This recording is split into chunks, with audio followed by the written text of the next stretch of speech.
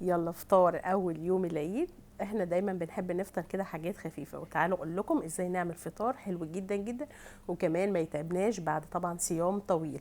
اول حاجه مكنه التوست. طبعا لو مفيش مكنه توست نقدر نتعامل في طاسه عادي بس تكون غير لاصقه، ونشتغل على البوتاجاز مفيش اي مشكله، او نحط اي نوع عيش طبعا. بس ده يعني انا حبيت اشارككم فطار اول يوم العيد. اي نوع جبنه بقى تحبوه ممكن تحطوه. انا هحط جبنه شيدر او رومي، لانشوهات، حطوا بقى اللي تحبوه. المهم نفطر فطار كده خفيف، وبلاش الحاجات الكتيره عشان طبعا ما نتعبش وكده اهو. بنقفل طبعا مكنه التوست، وبعد كده في زرار احمر وفي زرار اخضر، بنستنى الاحمر يبدل للاخضر اول ما المكنه بتسخن بالمنظر ده كده. وبعد كده بقى تقدروا تحمصوه التحميصه اللي تحبوها وتقلبوه، ولو حاسين ان هو لسه عايز يتحمص عن كده تاني تقدروا تحمصوه.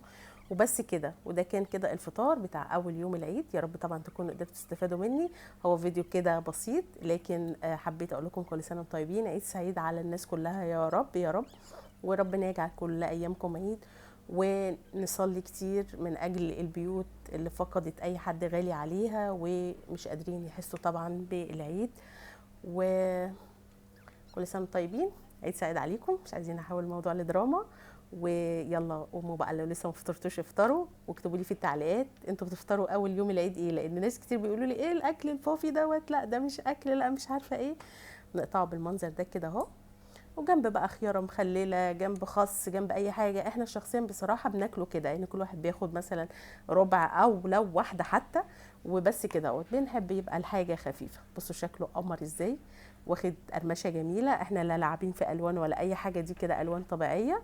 وزي ما بقول لكم لو مفيش مكنه التوست تقدروا تعملوه على الطاسه. لايك وشير اذا عجبتكم. مفيش وصفه. ولو لسه ما تابعتنيش على قناتي على اليوتيوب نرمين سمير، ارجو منكم الاشتراك في القناه، وباي باي.